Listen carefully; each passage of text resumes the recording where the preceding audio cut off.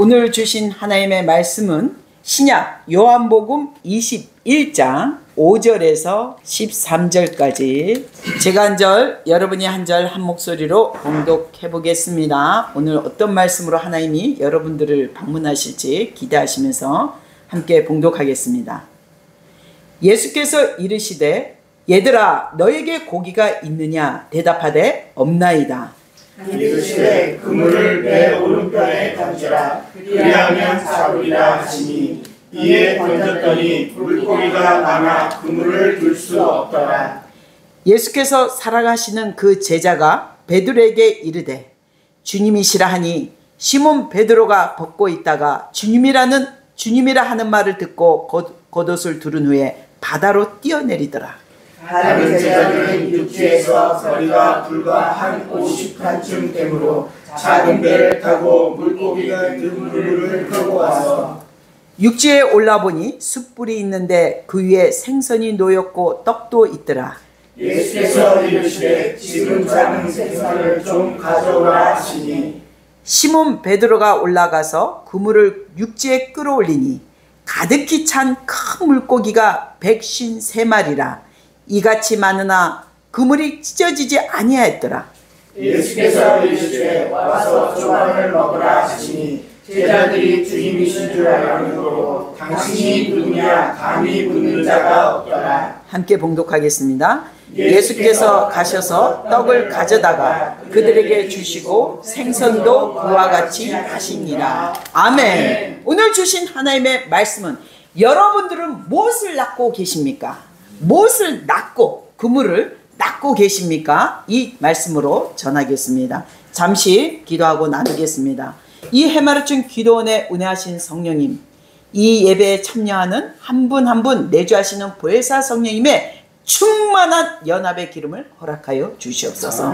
오늘 선포되는 하나님의 말씀이 깨닫고 우리가 다시 한번 그리스도 안에 머무는 믿음의 시간 되게 하여 주시고 믿음의 열매를 추수하게 하여 주시옵소서. 오늘도 함께 하신 주님을 찬양합니다. 온전히 이 시간에 이 제단에 하나님의 영광만이 임하게 하여 주시옵소서. 거룩하신 예수님의 이름으로 기도드렸사옵나이다. 아멘.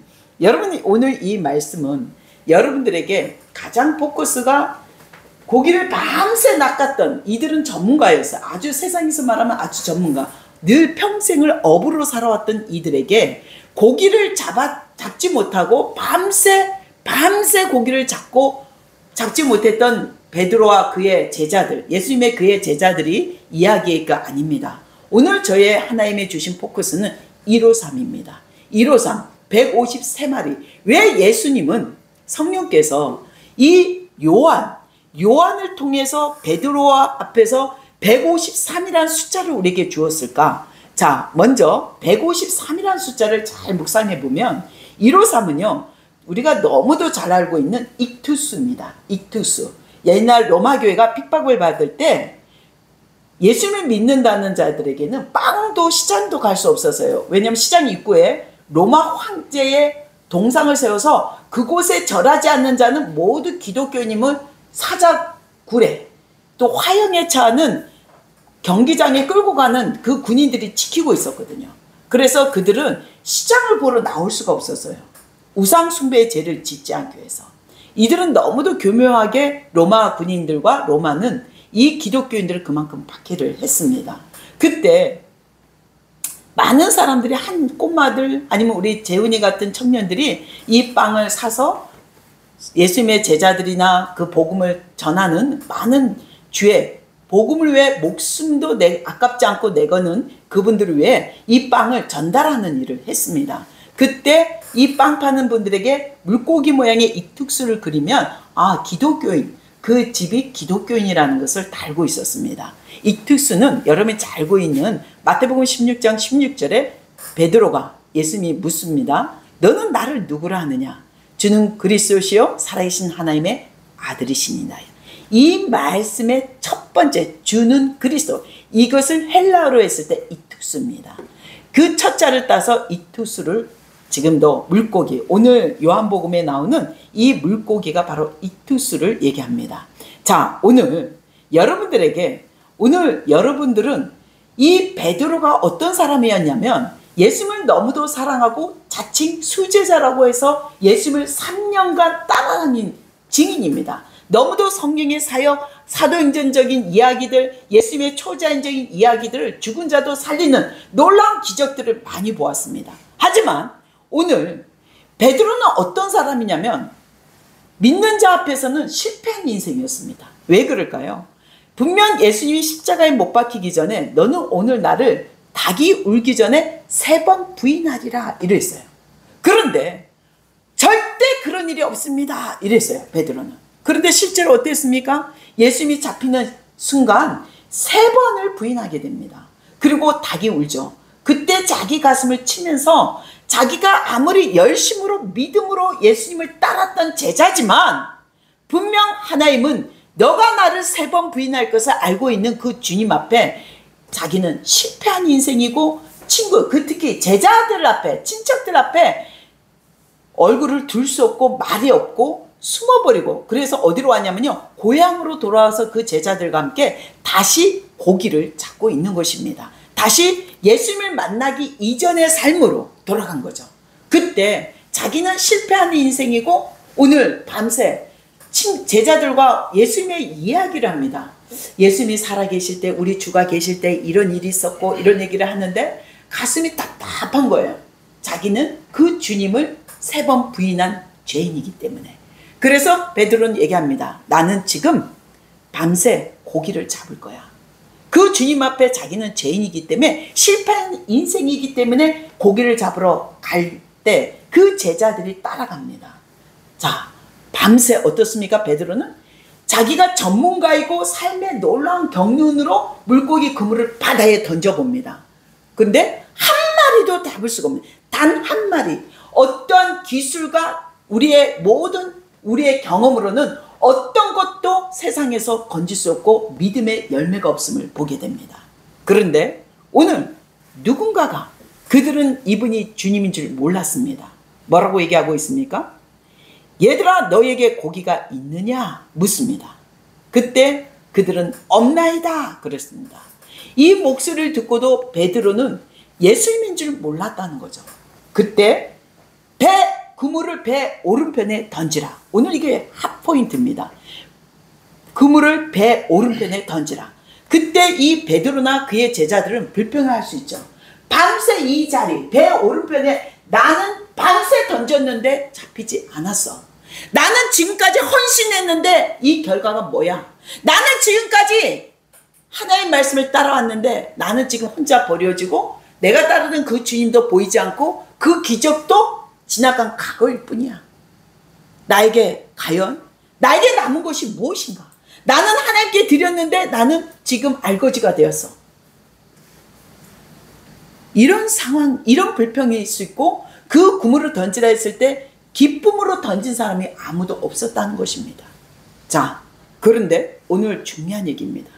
배 오른편에 던지라 했을 때 그들은 하나님의 말씀을 의지해서 그 하나님인 줄 모르고 그의 말에 들리는 귀에 들리는 그 소리에 의지해서 그 그물을 던졌습니다. 그런데 지금까지 경험하지 못한 그동안 자기들이 보았던 것은 초자연적인 안진병이 일어나고 문둥병이 낫고 죽은 자가 살아나는 초자연적인 기적을 보았는데 그것은 자기 일이 아니었다는 거죠. 자기의 삶이 아니었고 자기의 체험이 아니었다는 겁니다. 예수님을 통해서 나타난 베드로의 나사로의 죽은 자가 살아난 일은 다 제3자의 객관적으로 자기가 바라보는 입장이었습니다. 그런데 오늘은 실패한 인생으로 다시 돌아온 베드로는 그 그물을 던졌을 때 분명 이 자리는 고기가 없었던 자리임에도 불구하고 그 소리에 의지해서 그물을 던졌더니 그물이 갑자기 없던 물고기가 너무도 갑자기 모여서 그물이 찢어질 정도로 물고기가 이 그물을 들 수 없는 상황에 일어납니다. 그런데 어떻습니까? 바로 예수께서 사랑하시는 그 제자 베드로에게 주님이라고 얘기합니다. 나다. 시몬 베드로가 웃옷을 벗고 고기잡이를 하던 그 모습에 주님이란 말에 죄인이고 나는 죄인이고 감히 나설 수 없는 실패한 인생임에도 불구하고 나다. 이 말에 베드로는 그게 바다 위든 어디든 관계없이 바다 위로 뛰어듭니다. 그 주님이 들리는 소리가 나는 그 새벽녘의 동틀 무렵의 어두운 그곳으로 향해서 달려갑니다. 다른 제자들은 지켜보고 있죠. 지금 이 상황이 도무지 현실인지 믿어지지 않는 거예요. 그런데 오늘 분명 성경은 얘기하고 있습니다. 시몬 베드로가 육지에 가서 그 그물을 끌어올려 그 가득 걸린 그물에 걸린 물고기를 세어보니 큰 물고기가 153마리라는 거죠. 오늘 저는 이 153마리라는 단어에 여러분들에게 묻고 싶습니다. 오늘 여러분은 이 현장에 있는 베드로와 그의 제자 가운데 서 있었다면 여러분은 무엇을 낳고 계십니까? 여러분이 낳고 있는 게 돈입니까? 세상의 성공이고 집이고 국도입니까?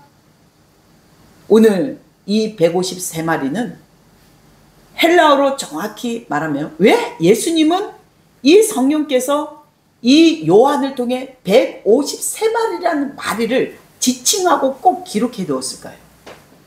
이 153마리는 헬라어나 히브리어는 이 글자에 숫자가 있습니다. 근데 153이라는 숫자는 바로 주님이란 뜻입니다. 그리고 153은 하나님의 임재란 뜻이고 하나님의 아들들이란 뜻입니다. 오늘 이 153마리의 물고기는 오른쪽에 고기가 많아서 잡힌 게 아니라는 거죠. 여러분 한번 생각해 보세요. 오늘 이 153마리는 하나님의 말씀이 하나님인 줄 몰랐고 그 소리에 따라서 그 그물을 던졌는데 그들이 믿음으로 바라보고 던지지 않았다는 거죠. 왜? 그 후에 나다. 그 후에 낚이고 나서 그물이 고기가 많이 걸리고 나서 주님이 베드로에게 나다. 예수님인 걸 드러냈거든요. 그렇다면 이들에게 믿음으로 던졌냐? 그게 아니라는 거죠. 오늘 이 그물은 여러분이 어떤 마음으로 서 있고 살아가고 헌신하고 있느냐, 이 헌신의 모양이 닦아올리게 되는 것입니다. 때로는 여러분에게 내가 원하는 하나님을 잘 믿으면 난 부자가 되고 나는 하나님 믿으면 내 직장, 내 평생, 내 자녀들도 책임져 주지 않는 노후까지 책임져 주겠지. 내가 바라는 것을 끌어올리고 있는 것입니다. 이것은 믿음이 아닙니다. 오늘 믿음의 상황을 얘기하고자 하는 게 아닙니다. 오늘 여러분에게 지금 여러분이 현재 상황에 지금 이 오른쪽에 그물을 내린 그 그물에 걸리고 있는 물고기의 153마리는 예수 그리스도의 임재, 하나님의 임재 가운데 실패한 인생을 우리를 성공한 인생으로 바꾸는 놀라운 축복의 시간입니다. 이제 여러분들에게 여러분이 지금 무엇을 향해 달려가고 있습니까? 여러분을 바라보고 있는 것, 하나님을 향해 믿음으로 외치고 있고 하나님을 향해 기도하고 있는 여러분의 많은 기도 제목이 있을 줄 믿습니다. 하지만 여러분들은 여러분의 욕심으로 여러분의 바라고 싶기 때문에 여러분이 바라보는 기도는 사람을 바라보고 기도할 때는 그 사람하고 반드시 싸움이 납니다. 그 사람하고 아무리 자녀가 아니지만 원수간이 됩니다. 여러분이 하나님을 바라보고 달려갈 때는 이 그물에 하나님의 임재로 말미암아 153마리의 놀라운 초자연적인 기적을 체험할 수 있는 것입니다. 우리가 하나님을 바라보고 오늘 놀라운 말씀은 분명 153마리의 물고기 전에 예수님은 어떤 상황이냐면요, 이 지금 바다에 걸어오시기 전부터 예수님은 미리 이 제자들이 굶주린 줄 알았고 고기가 잡히지 않은 것을 알았습니다. 그래서 예수님은 먼저 새벽녘부터 멀고 하고 있으면 떡과 물고기를 준비해서 굽고 있습니다. 숯불에 굽고 있었습니다. 근데 오늘 제자들에게 뭐라고 얘기합니까? 지금 잡은 생선을 가져오라고 얘기합니다. 현재 잡은 생선, 분명 충분하게 제자들에게 먹일 생선과 떡은 준비되어 있었습니다. 예수는 손으로 낚은 것이 아니라 하나님의 초자연적인 예비하신 만나가 준비되어 있었습니다. 근데 지금 현재 잡은 생선을 가져온 이유는 주님은 능치 못한 없는 하나님이십니다. 하지만 여러분의 현재의 수고와 헌신을 함께 동참시키고자 하는 것입니다. 그런데 그 여러분의 헌신과 수고가 사람을 바라보면 그 사람이 원망스럽고 원수가 되는 것입니다. 오늘 예수님 이 장면은요, 여러분 각자에게 여러 가지 말씀을 전하고 있습니다. 여러분의 헌신이 하나님을 바라보고 하나님을 구할 때 그 임재 가운데 놀라운 초자연적인 사도행전적인 삶을 살아낼 수 있습니다. 그런데 내가 사람을 보고 내가 기도하는 것은 저 사람을 통해 나에게 해주겠지, 저 사람을 통해 내 자녀니까 해주겠지, 이것을 바라본다면 그 가족 간에도 원수가 됩니다. 집안이, 식구가 원수라 했거든요.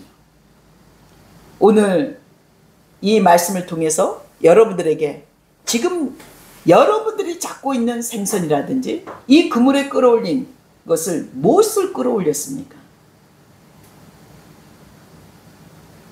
시몬 베드로가 정말 그 예수님 앞에 실패한 인생인데 오늘 예수님이 부활하고 세 번째 부활의 사건입니다.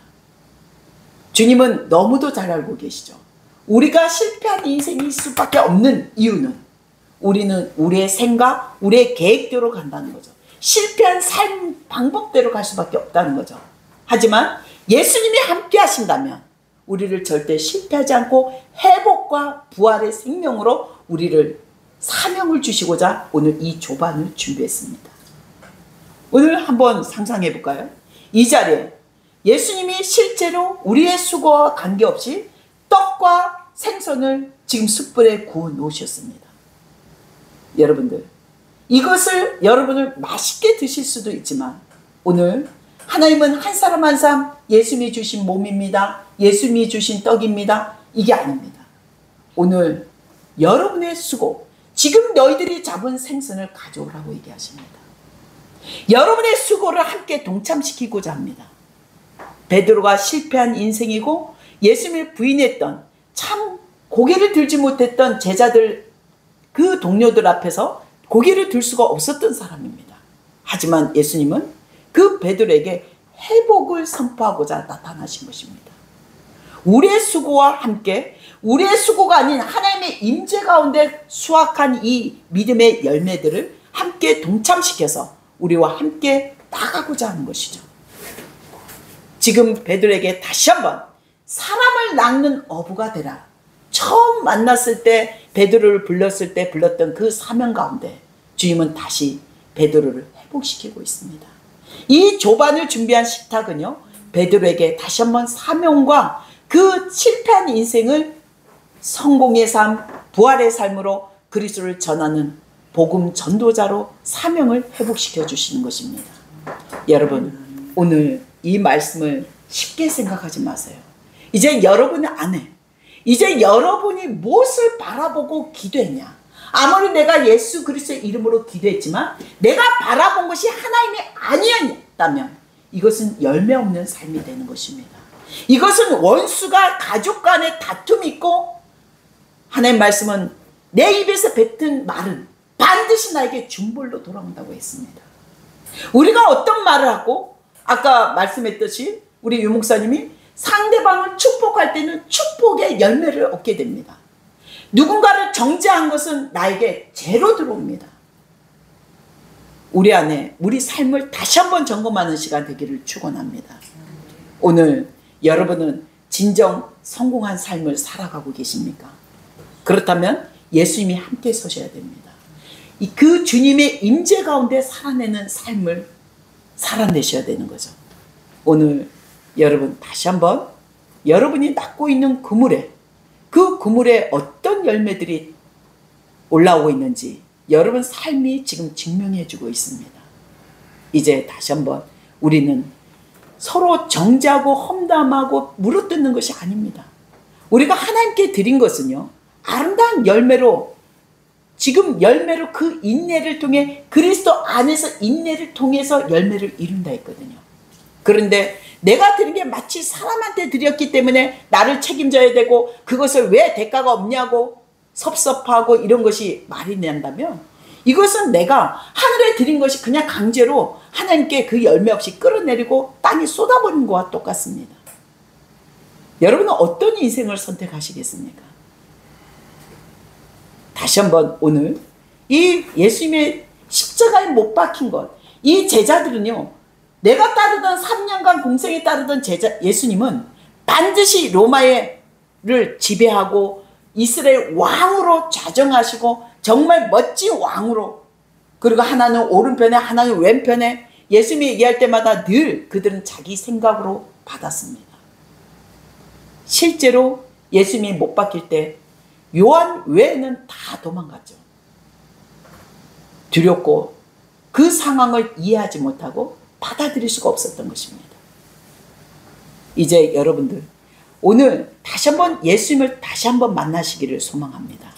여러분 삶을 회개하시고, 제가 늘 얘기하잖아요. 우리는 한 가족이고 우리가 잘났고 전문가라서 이 자리에 부른 게 아닙니다. 우리가 전문가라면 농사를 왜 하겠습니까? 우리는 농사만 짓게 하기 위해서 부른 것도 아닙니다. 우리는 농사의 옷을 입어야만이 이 마을의 그 영들을 대적하고 통과할 수 있기 때문입니다. 여러분들이 전문가라면, 오늘 베드로는 평생 물고기를 잡는, 디베라 하면 물고기 잡는 전문가는 베드로였습니다. 근데 그 베드로의 전문가, 자기 인생의 전문가도 실패할 수밖에 없고 밤새 물고기를 잡을 수가 없었습니다. 여러분 다시 한번 여러분이 영적으로 성숙하고 여러분의 눈을 높게 뜨십시오. 현실에 안주하지 마십시오. 여러분이 바라보는 것이 여러분의 욕심을 채우는 것으로 그치지 마십시오. 그러면 종과 등록이 해하게 됩니다. 이 땅의 모든 우리가 뱉은 말은요, 우리가 그것을 징벌로 받게 됩니다. 우리는 하나님의 자녀로 축복하셔야 돼요. 설사 그 상대가 나를 피해를 주고 내 남편이 나에게 피해를 주는 것 같지만 그를 축복하셔야 돼요. 그것이 나를 단련하는 하나님의 도구로 부르심을 입었다면 그를 축복하셔야 됩니다. 그것이 연단이 끝나는 길이거든요. 우리가 다시 한번, 우리가 서 있을 때 누구 탓이야, 당신 탓이야, 누구 탓이야가 아닙니다. 때로는 나를 부르신 하나님의 목적. 저는 늘 그런 얘기를 합니다. 내가 고아로 자라게 된 게 너무 하나님의 축복이라고.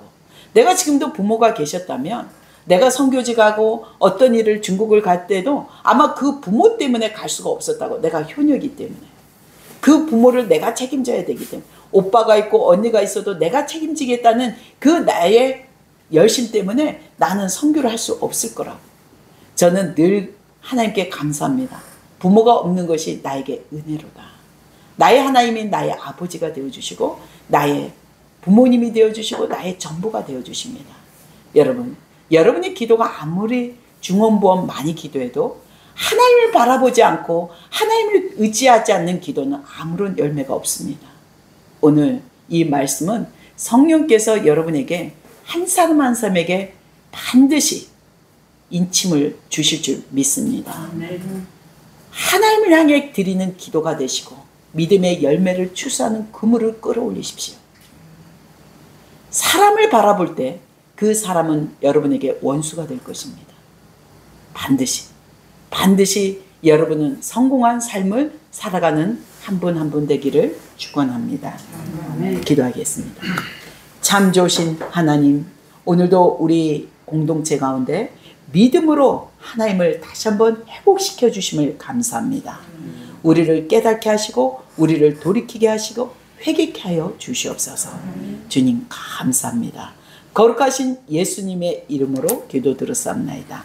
아멘.